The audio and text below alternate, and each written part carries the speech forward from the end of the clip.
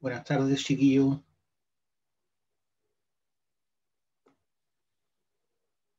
Vamos a continuar con la materia de geología estructural. Voy a repasar lo último que vi, que tiene que ver con el fluido, los fluidos en los pliegues, ¿ya? Los fluidos hacia dónde corren, digamos, donde hay zona de pliegues. Régimen de fluidos en un pliegue.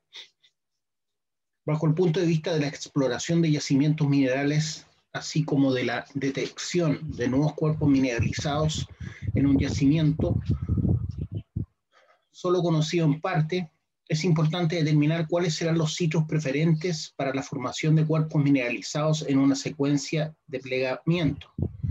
El movimiento de fluidos en un pliegue, así como la posterior deposición de su carga mineral, una vez que cristaliza, una vez que se seca, ¿cierto?, depende en gran medida de los siguientes parámetros. En primer lugar, tenemos la permeabilidad de las capas. Por ejemplo, si no están sellados los poros, una arenisca o una toba de la pille poseerán una gran porosidad efectiva que permitirá en gran medida el libre tránsito de los fluidos a lo largo de ese estrato, ya porque tiene alta permeabilidad.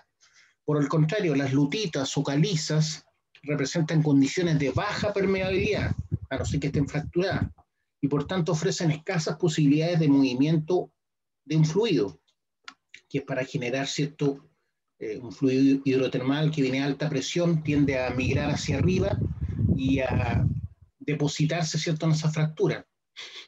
Por otra parte, tenemos el gradiente de presión, ya que los fluidos se moverán siempre del lugar de mayor presión al de menor presión, preferentemente hacia aquellos sitios donde ésta sea más baja, en condiciones normales hacia arriba. Generalmente la presión en las rocas es menor cerca de la superficie o acercándose a la superficie. Esto es clave para entender el posicionamiento de los cuerpos mineralizados.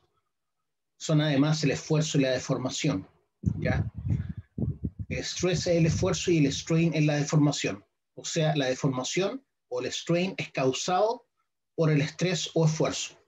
Conviene aquí recordar una vez más el significado de estos dos términos que en ocasiones suelen confundirse. El esfuerzo, ¿cierto?, es una fuerza que actúa en una unidad de superficie, es decir, hablamos de presión dirigida. Digamos, además, que el esfuerzo en el plegamiento puede ser de compresión o tracción.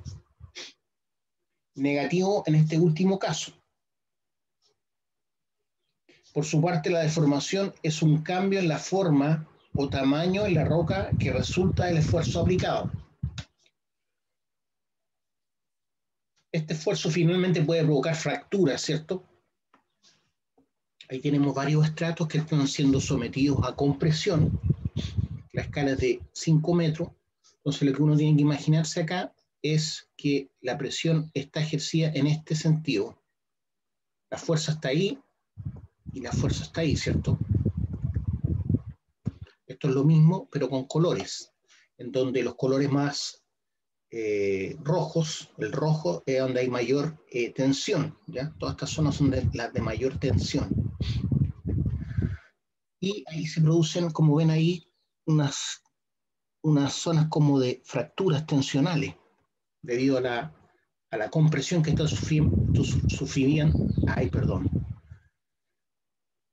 está sufriendo estos estratos, estos pliegues, ¿cierto?, están sufriendo una compresión y se produce esa deformación, ¿ya?, donde se tienden a formar fracturas tensionales.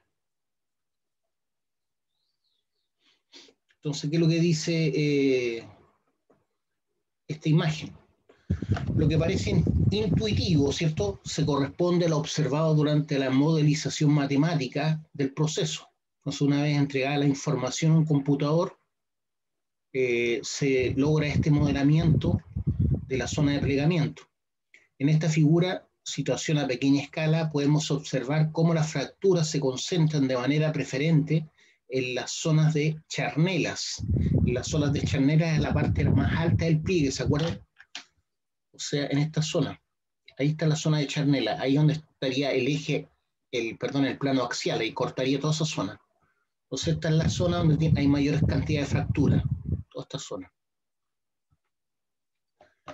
Como podemos observar, cómo las fracturas se concentran de manera preferente en la zona de charnelas de los pliegues.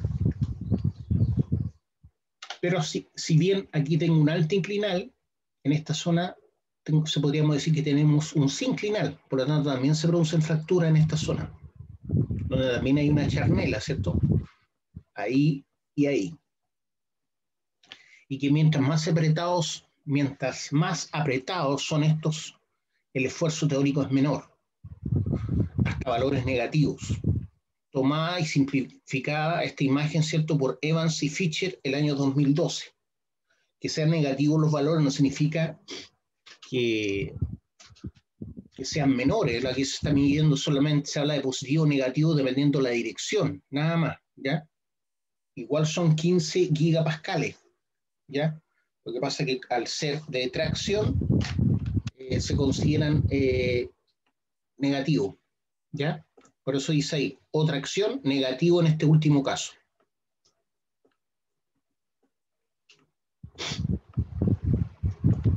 Como cualquiera podría imaginar, los fluidos huirán, ¿cierto?, de las zonas en un pliegue sometidas a una fuerte deformación. Si hubiese líquido en una zona de deformación que se está apretando por compresión, recuérdense que una parte es sometida a compresión y otra parte a tracción. Entonces, en esta misma imagen que estamos viendo, que vimos recién, podemos decir que hay dos zonas, ¿cierto? Por ejemplo, si yo divido justo esta parte por la mitad, sabemos que la parte de arriba está sometiéndose a tracción, ¿cierto? Y la parte de abajo a compresión, o sea, esa parte a compresión. Entonces los fluidos van a tender a salir de ahí, ¿ya? Van a moverse de ahí. Entonces, si lo agrando esto para que se entienda mejor, ya lo habíamos explicado en todo caso. Voy haciendo como un zoom de esa zona que dibujé. Y justo en el centro hay un eje, ¿cierto? El eje de simetría de la figura, que es tridimensional. Bueno, no me quedó muy en el centro. Entonces, esta zona que está acá arriba está siendo sometida a tracción. El plano axial divide esa zona, ¿cierto? Entonces, hacia allá y hacia allá hay tracción, pero justo aquí hay compresión. Al flectarse ese pliegue, ¿ya? Al flectarse ese estrato, la parte de arriba está sometida a tracción y la parte de abajo a compresión. Entonces, la parte de arriba está sometida a esfuerzos negativos y la parte de abajo está sometida a esfuerzos positivos, ¿ya?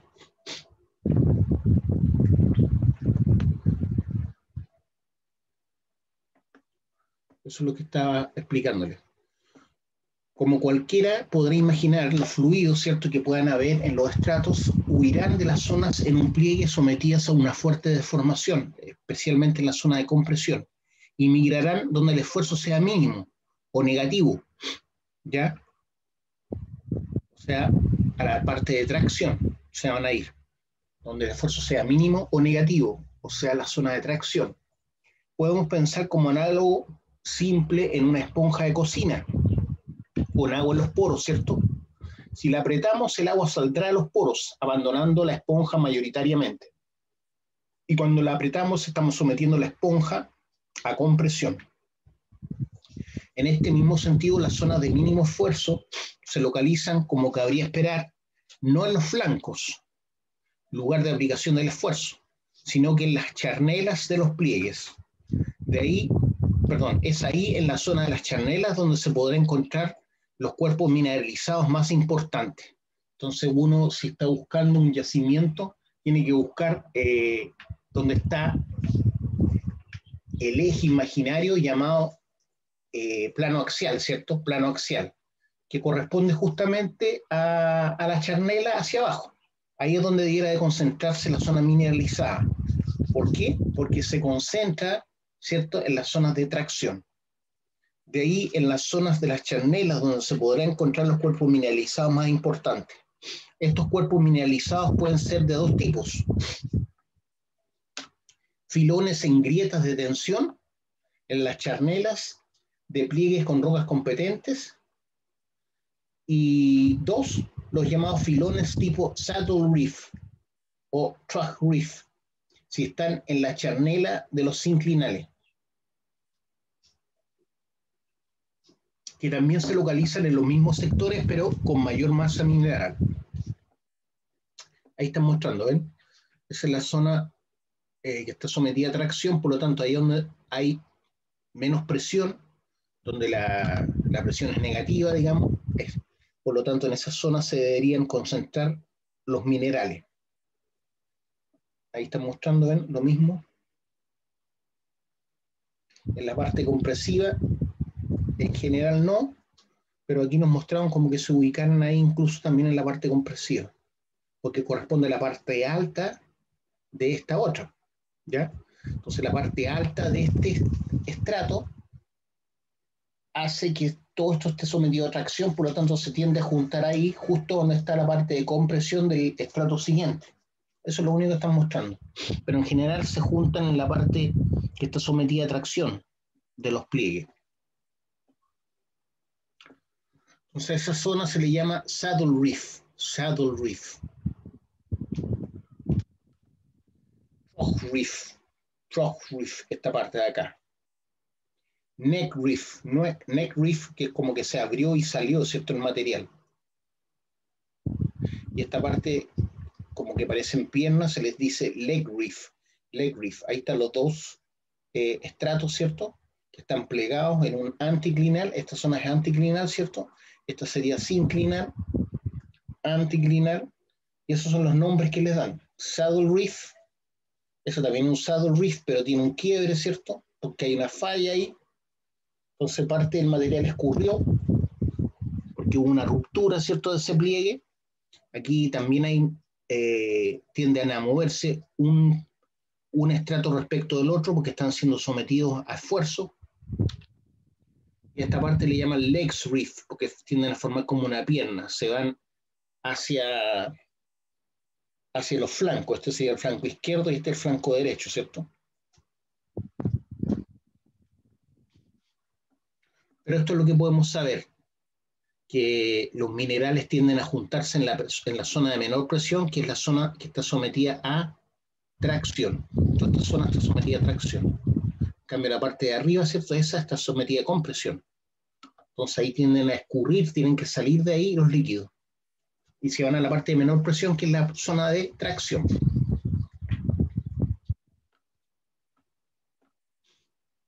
Entonces lo que estábamos mostrando es lo que dice ahí como definición: sectores de formación de cuerpos mineralizados en secuencias plegadas de deslizamiento flexural, adaptada por Simpson en el año 2005.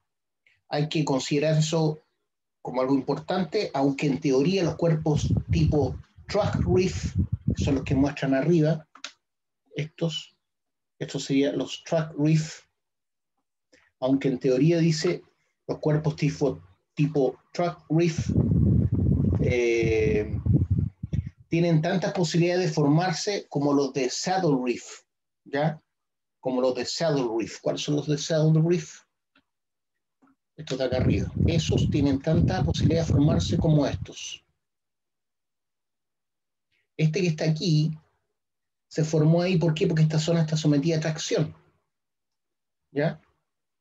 No está en el estrato que está sometido a compresión, si se dan cuenta, sino más bien fuera del estrato y entre los dos estratos, el cual uno está sometido a tracción y el otro a compresión.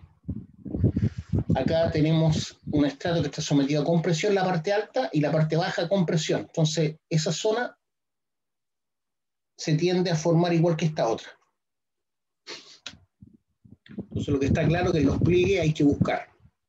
En la práctica dice, muestra que las mineralizaciones corresponden casi en exclusiva al segundo caso, o sea, a los saddle reef. Normal, los fluidos tienden a moverse hacia arriba por un tema de gradiente de presión. O sea, en vez de formarse esto, que también existe la misma posibilidad, se tiende a formar esto. ¿Por qué? Porque están más cerca de la superficie. Por eso se tienden a formar saddle reef más que truck reef, ¿ya? solamente porque está un poco más alto, porque hay menor presión litostática que se debe al peso, ¿cierto?, de la propia masa rocosa que está encima de esos puntos.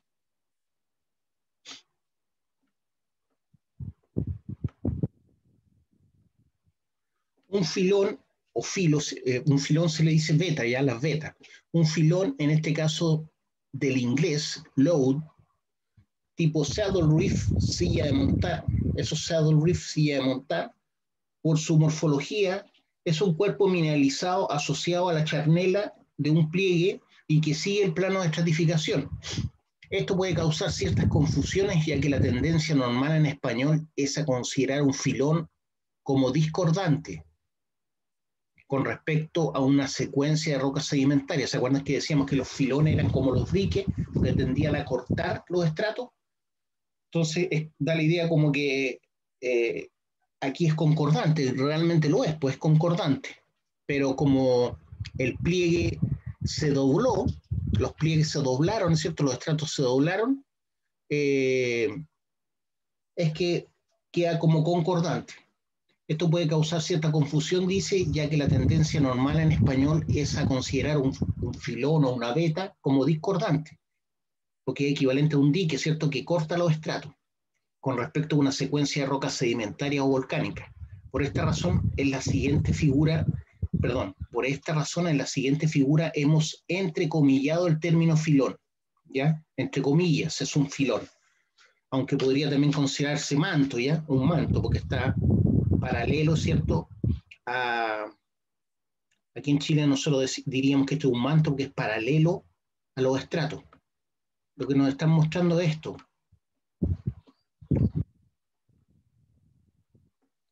Eso, ¿ya? Esa parte roja se supone que es la zona mineralizada que nos van a mostrar. Perdón. Ahí está, ¿ven? O sea, tengo un pliegue y zona mineralizada. Aparentemente esta es una veta de cuarzo aurífero, ¿ya? Por lo que veo acá. Se ve mucho cuarzo, se ve el diagrama de disparo que está listo para perforar. Ahí está el cuele, ¿cierto? Y los tiros, las cajas, las coronas, ¿ya? Está listo para que salga el disparo ese. Y todo esto es la zona mineralizada. Están siguiendo seguramente oro, una veta en este caso, de cuarzo aurífero. Pero por la posición que tiene, como es concordante a los estratos, nosotros acá en Chile hablaríamos de manto, ¿ya? Pero en algunas partes se les dice filón. Esto es de origen 100% de origen magmático, ¿ya?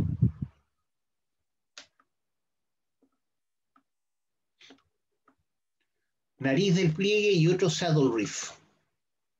Entonces eso es lo que estábamos viendo. Y ahí hicieron ahí quieren hacer el túnel, ahí están siguiendo el túnel, están siguiendo la veta a través de un túnel, ¿ya? Toda la veta es la zona mineralizada ahí. Esto es lo que tenemos en la mina Dufferin, nariz del pliegue y otro saddle reef, ahí. Están mostrando cómo continúa eso hacia allá, ¿cierto? Están como haciendo, esto es como una vista isométrica, o sea, una vista en 3D. No sé, aquí estamos viendo el perfil, pero también estamos viendo hacia dónde se larga. Esto vendría siendo como la corrida, ¿cierto? Y esta es la charnela, además. Esta es la charnela. Y el plano axial cortaría todos estos saddle reef. Todos estos saddle reef. Y ahí están los estratos. 1, 2, 3, 4 estratos. Y en cada pliegue, ¿cierto?, fuera de la zona de tracción del pliegue anterior, se forma esta zona mineralizada. Fuera de la zona de tracción, se forma esta zona mineralizada. Fuera de la zona de tracción, se forma esta zona mineralizada. En la parte compresiva se podría decir que no hay nada. Ahí. Aunque la parte compresiva es la que hace que salga fuera este líquido, ¿cierto? Entonces tengo filones paralelos a la estratificación. Filones paralelos a la estratificación. O sea, podemos decir que son mantos, ¿ya? ¿Por qué? Porque si yo estiro estos estratos, ¿cierto? Si no estuvieran plegados, estos serían mantos. Estas zonas de mineralización serían paralelos a los estratos, por lo tanto serían mantos. Esta es la distancia que hay en toda la zona de mineralización, 1,4 kilómetros, perdón, bastante. Esta es la separación más o menos que hay entre el flanco derecho y el flanco izquierdo. Flanco derecho y el flanco izquierdo. Ya sabemos que eso es compresión, ¿cierto? Eso es lo que nos están mostrando. Entonces, los saddle reef es lo que se tiende a formar por un tema de que los líquidos tienden a subir, ¿cierto? A haber menor. Miren, justo lo que les decía yo, ¿eh? Filón lode de cuarzo aurífero. Filón lode de cuarzo aurífero, tal cual. Yo esto no lo había visto antes, lo estoy viendo con ustedes. Arriba, Saddle Reef número 2 en la mina Crown Reserve, Dufferin Gold District, Canada. Dufferin Gold District, Canadá. Bierlein et al. Significa que Bierlein con sus compañeros de investigación escribieron esto en el 2004. Abajo, esquema 3D para la mineralización de oro en la mina Dufferin, adaptada por Strike Point Gold Inc. 2010. Este es un libro relativamente nuevo que estamos viendo, es del año 2013. Para mí es muy nuevo. Tipos de yacimientos. Tipos de yacimientos. El tipo característico de yacimiento asociado a este tipo de estructuras que acabamos de ver son los mesotermales de oro. Mesotermales de oro. Mesothermal Gold Deposits. Estos se asocian a terrenos metamórficos de diverso grado y de todas las edades. Quizás si el término mesotermal está algo desprovisto de contenido, dado el amplio espectro de profundidades de formación y grado metamórfico de los terrenos que los albergan. Al respecto, Groves y sus compañeros et al. 1998 sugieren el nombre de yacimientos orogénicos de oro. ¿Ya? O sea, yacimientos que prácticamente forman oro. Orogenic Gold Deposits. Estos autores indican que tal vez la característica más constante de estos yacimientos sea su asociación con terrenos metamórficos, deformados de todas las edades y tipos. Entonces, la constante de estos yacimientos sea su asociación con terrenos metamórficos, o sea, que fueron sometidos a grandes presiones y temperaturas, ya sea por lo más probable que por el acercamiento a un magma, ¿cierto? Por algo tienen zonas de fluido hidrotermal, deformados de todas las edades y tipos, incluyendo los cinturones de rocas verdes del Arquezoico y fajas metamórficas del Fanerozoico. Estas son las edades, es cierto, que vimos en algún momento. Por otra parte, se reconoce una fuerte asociación con las facies de los esquistos verdes, o sea, con las formaciones de esquistos verdes. Las facies de los esquistos verdes es donde tiende a formarse a temperatura y presión los esquistos verdes, aunque también hay casos de mayor grado hasta las granulitas. Mineralógicamente, estos yacimientos se caracterizan por poseer leyes relativamente altas de oro. Estamos hablando de 5 a 30 gramos por tonelada. También se puede leer 5 o 30 partes por millón, porque un gramo es la millonésima parte de una tonelada, donde este metal aparece en sistemas filonianos, o sea, estamos hablando de vetas de cuarzo aurífero, dominados por la presencia de cuarzo y con sulfuros, ¿ya? Pirita, por ejemplo. Pirita también encontramos en esta zona. Dice que donde este metal aparece en sistemas filonianos o betas, ¿cierto? Dominados por la presencia de cuarzo. Aquí en Chile las conocemos como vetas de cuarzo aurífero, con sulfuros además. En el caso del oro, el oro viene siempre solo, ¿ya? Nunca viene asociado a nada. Lo que sí también puedo encontrar pirita, o sea, sulfuro de hierro. Esa vendría siendo la ganga. A veces se encuentra arsenopirita y ahí es problema porque encontramos arsénico, ¿ya? Entonces es complicado el tratamiento, porque yo todo lo que saco tengo que depositarlo en alguna parte, la ganga, ¿cierto? Y eso es lo que hace que sea un problema el arsénico. Por eso se dejó de explotar, por ejemplo, el yacimiento del Indio. No porque se hubiera acabado el oro, sino porque había mucho arsénico. principalmente sulfuros de hierro, como dice ahí, y carbonatos. Entonces los sulfuros de hierro los encontramos en un menor o igual a 3 a 5%. O sea, lo que más tenemos es sulfuros de hierro sobre oro, obviamente, y carbonatos también. O sea, calizas. Dentro del cuarzo también podemos encontrar caliza, carbonato de calcio, por ejemplo, que también está en mayor grado todavía. Dice en cantidades menor o igual a 5 a 5 a 15%. Eso es lo que más encontramos. Entonces, aparte de cuarzo, voy a encontrar carbonatos, carbonato de calcio principalmente, entre un 5 y un 15%, y pirita y arsenopirita entre un 3 y un 5%. Y después viene, ¿cierto?, las 5 a 30 partes por millón de oro, que no se anota en porcentaje porque es demasiado poco, ¿ya? La alteración hidrotermal consiste básicamente en carbonatos, anquerita, dolomita, calcita, ¿ya? Eso es lo que les decía yo. Pues entonces, este fluido hidrotermal que proviene del enfriamiento de un magma que está bajo estos pliegues, ¿cierto?, escurre, ¿cierto?, y se deposita en zonas de fracturas tensionales, justamente en la zona de la charnela, que es básicamente en la zona del pliegue. Y ahí es donde se forman estas vetas o filones de cuarzo aurífero, por los fluidos hidrotermales que llegaron ahí. Entonces esos fluidos hidrotermales, cuando enfrían, forman principalmente cuarzo y carbonatos, sulfuros de hierro y también oro, que es lo más importante, ¿cierto?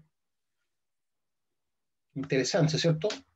Los yacimientos tipo Saddle Reef en charnelas se reconocen sobre todo en secuencias turbidíticas, o sea, de turbas, como las pizarras y metagraubacas, que son roca oscura.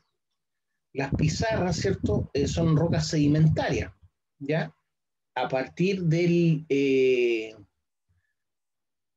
por ejemplo, las turbas, aunque no son el único tipo morfológico, siendo acompañado por otros tipos filonianos, brechas y stockworks.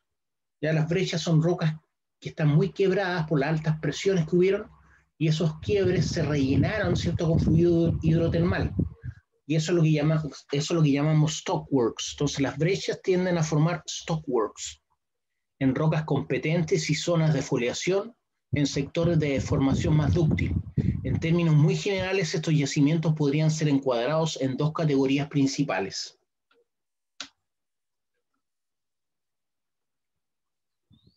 Tenemos los yacimientos de cuarzo-oro en zonas de cisalle, dúctil y frágil, y los yacimientos de cuarzo-oro en charnelas o flancos de pliegues, que es lo que acabamos de ver, ¿cierto?, en charnelas o flancos de pliegues. Pero también están los yacimientos de cuarzo-oro en zonas de cisalle, dúctil y frágil, o sea, donde se produce un quiebre por cisalle. Revisaremos el tema del oro en zonas de cisalle en el capítulo siguiente, concentrándonos aquí en los yacimientos tipo Saddle Reef en pliegues. Dufferin, Nueva Escocia, Canadá. Un clásico, dice. Uno de los mejores ejemplos de mineralización de cuarzo-oro en Saddle Reef, en ese tipo de, que se llaman, acuérdense, montura de caballo, son como monturas, ¿cierto?, montura de caballo, lo constituye el caso de Dufferin en Nueva Escocia, Canadá. En estas mineralizaciones las venas o vetas estratoligadas, o sea, son vetas estratoligadas porque son coherentes, ¿cierto?, tienen la misma dirección que los estratos, por eso dice venas estratoligadas, que se observan en los flancos de anticlinales, son delgadas, menor a 30 centímetros, dice, pero pueden alcanzar potencias importantes, hasta 6 metros, ¿dónde? En las charnelas de los pliegues. Entonces, en general, son delgados estas vetas, menor a 30 centímetros, pero en la zona de las charnelas es donde se engruesan, ¿se acuerdan? Que ahí se tendían a engrosar en las zonas metamórficas, como vimos en imágenes pasadas. Las voy a ver si las vemos para que se acuerden.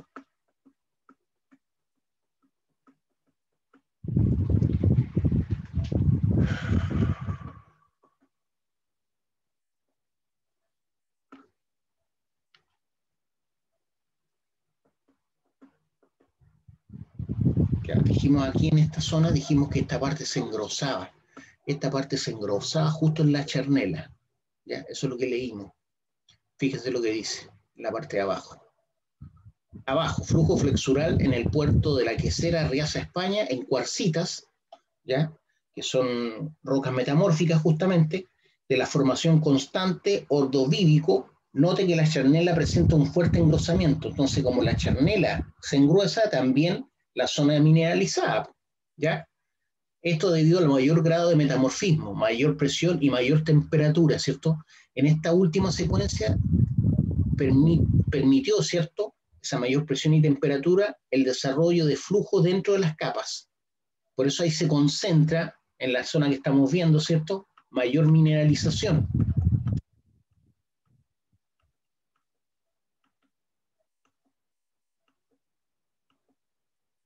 Eso es lo que estamos leyendo. Y está totalmente coherente con lo que leímos antes. En términos muy generales, estos yacimientos podrían ser encuadrados en dos categorías, eso ya lo leímos. Entonces, como dice, en estas mineralizaciones las venas estratoligadas que se observan en los flancos de anticlinales son delgadas en general, pero justo en la zona de las charnelas, pero pueden alcanzar potencias importantes, mayores a 6 metros, porque se engruesan ahí, en las charnelas de los pliegues, por la razón que les mostré antes, que ahí hay zonas de mayor presión y temperatura, ¿cierto?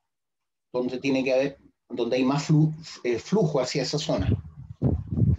Entonces las partes más delgadas, obviamente estamos hablando menor a 30 centímetros, pero en estas partes se engruesan y ahí se concentra obviamente más oro. Cuarzo aurífero, ¿ven? Cuarzo aurífero. Este es un plano, ¿cierto? Ahí está Canadá. Esta es una isla, ¿cierto? Y por ahí parece que hay una falla que están mostrando en línea verde. Y hay varias minas, Labores Cominco, minas Dufferin, minas del lago Eagle, mina Crown Reserve, minas Maple Leaf. Estas son hojas de maple, hojas de maple. Que el maple es la hoja típica de Canadá, por si no lo ubican. ¿Ya? Hay un maple japonés también que tiene hojas chiquititas, ¿ya? Que tenemos en la sede. Bueno, los que no han ido no se han dado cuenta. Entonces esa es la zona más gruesa donde podemos encontrar hasta 6 metros o mayor a 6 metros, que son vetas de cuarzo aurífero, que son coherentes con la estratificación, por lo tanto nosotros hablaríamos de mantos, ¿ya?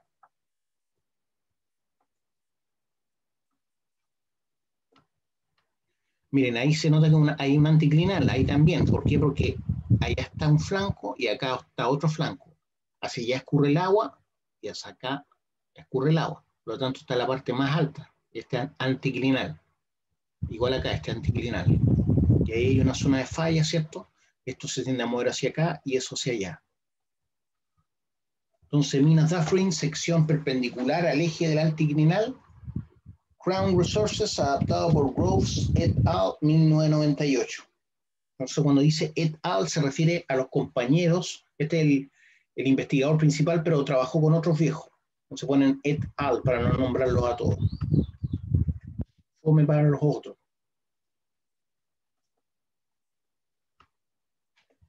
Mina Dufferin había producido hacia 1998 1,4 millones de gramos de oro. ¿Saben cuánta plata es eso o no? No tenemos calculadora para calcular ese dinero. Saben que son 1,4 millones de gramos de oro, ¿ya?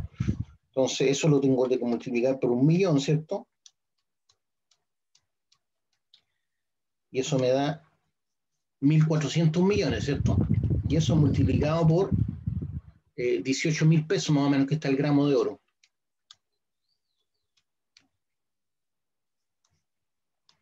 ¿Ya? Me da dos, ¿cómo lo leo esto? A ver, déjenme, me dan en ¿cómo se llama? Perdón, espérense un poquito ya. 2.52 por 10 elevado a 10. 2.52 por 10 elevado a 10, un número enorme, ¿ya? De pesos chilenos.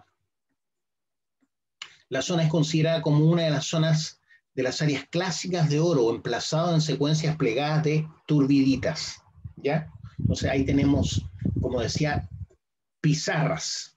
¿Ya? En las turbiditas tenemos pizarras. La zona es considerada como una de las áreas clásicas de oro emplazado en secuencias plegadas de turbiditas. En Alaska hay mucho oro también porque seguramente tenían estas mismas formaciones, pero los glaciares, ¿cierto?, cortaron todas estas zonas de anticlinales y todo eso se depositó, quedó depositado en los suelos. Por eso ahí hay mucha producción de oro en la zona de Alaska y en el norte de Canadá, donde los glaciares cortaron toda esta zona de anticlinales. Mina Caribú, también es famosa esta mina, Mina Caribú. Los caribú son los alces, ¿ya? Allá en Canadá, en Estados Unidos, en el norte de Estados Unidos hay caribú, en Canadá, en Alaska hay caribú. Son los alces más grandes que hay, ¿ya? Son como caballos prácticamente, y con cuernos para más remate. Entonces, esta es la mina Caribú y que está ubicada justamente en una zona de anticlinal, ¿cierto? Y están mostrando los estratos, el eje del anticlinal y la charnela, eso ya lo entienden ya, me imagino, esa es la charnela o el eje del anticlinal, que es paralelo al eje B, ¿se acuerdan? Que está aquí abajo. Y justamente hay pizarras, ¿cierto? Y areniscas, que son rocas metamórficas típicas, ¿ya? Pizarras y areniscas. Zona excavada.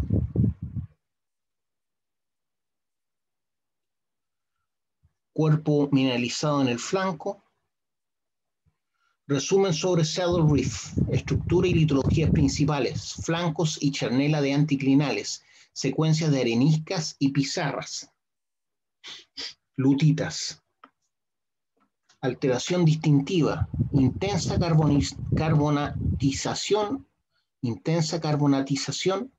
y encontramos calcita y anquerita. Y ahí están mostrando una zona, ¿cierto?, de Saddle Reef, que es puro cuarzo, ¿cierto?, calcita y partes por millón de oro, que es la foto que vimos antes.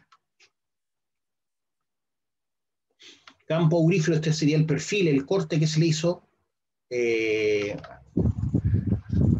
como un corte que le hicieron a la superficie, ¿cierto? Y vemos que ahí está trazado el plano axial que corresponde a este sinclinal, y acá tengo otro plano axial que corresponde a esta zona de anticlinal, ¿ya? Entonces ahí es donde se tiende a formar, donde se tiende a juntar el oro, en los Saddle Reef de la zona del anticlinal. Eso se llama campo aurífero Golden Vial, o sea, Villa de Oro. Golden Vial y Mina Caribú.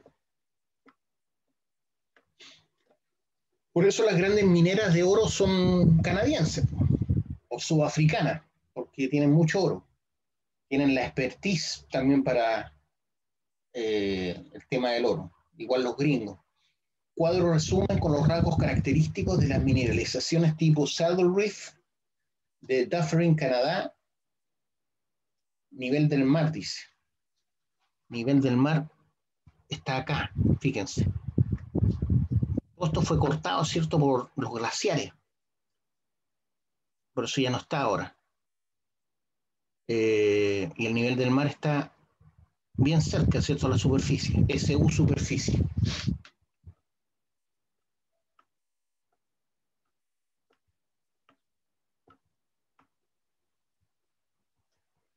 Esperemos un poquito que alguien me quiere decir algo. Voy a poner en pausa. Entonces, exploración de Saddle Reefs, auríferos y filones asociados. En busca de un modelo simplificado, las claves del Megumaa. Los yacimientos auríferos del Megumaa comparten una serie de características que permiten elaborar un modelo común para estos, más allá de las relativas divergencias que pueda haber entre un yacimiento y otro.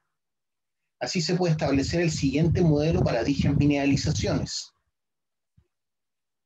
Según Contact et al. 2001. Los filones están confinados a las charnelas de pliegues, ya lo habíamos visto, ¿cierto? Y flancos con gran buzamiento. lo que implica que los fluidos se movieron a lo largo de las estructuras previamente generadas. Los filones se emplazaron en una fase tardía del plegamiento por deslizamiento flexural.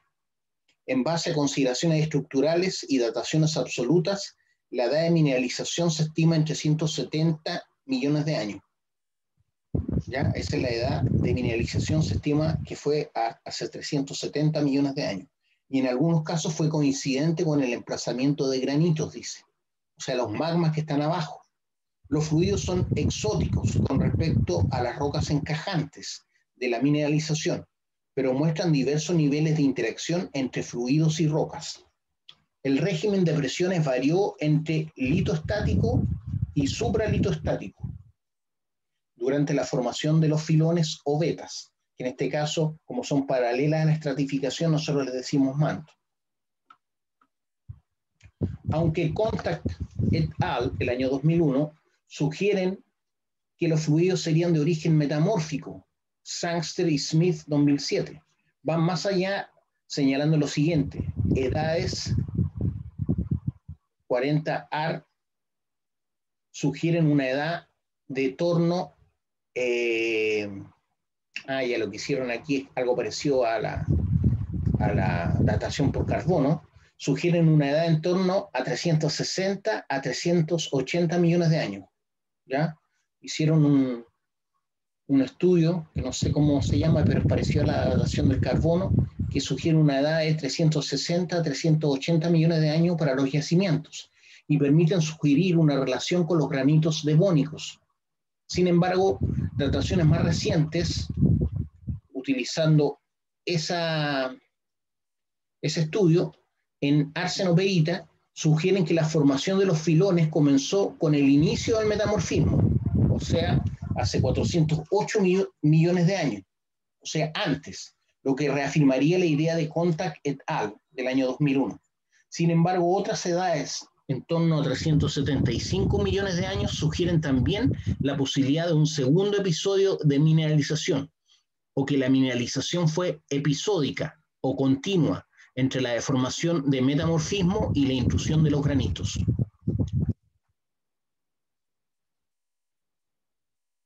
Cualquiera sea el caso, resulta evidente que los elementos fundamentales necesarios para que se formen yacimientos tipo Megumá son los siguientes: rocas sedimentarias turbidíticas, plegadas por deslizamiento flexural y con metamorfismo de grado bajo. La presencia de grauvacas y metagrauvacas parece esencial, dado que presentan una porosidad importante que permite el flujo, ¿cierto?, hidrotermal. De otra manera, impediría el movimiento de fluidos. Por otra parte, un metamorfismo de grado alto haría desaparecer esos rasgos sedimentarios que precisamente permiten el paso de los fluidos. ¿Qué otra cosa se da? Metamorfismo de intrusiones granítico-fluidos. Metamorfismo, intrusiones graníticas-fluidos. O el huevo y la gallina, como dice. ¿Qué fue primero? Que los fluidos sean de origen metamórfico o granítico puede que no sea un argumento decisivo por dos razones principales. Uno, ambos suelen estar presentes en orógenos de tipo hercínico, que es igual al varisco, y sus equivalentes en Canadá, Estados Unidos, África y Sudamérica. Y dos, como señalan Sangster y Smith 2007, puede que tanto el metamorfismo como el plutonismo, se refiere a la formación de plutones, de granito, por ejemplo, hayan participado en el proceso mineralizador.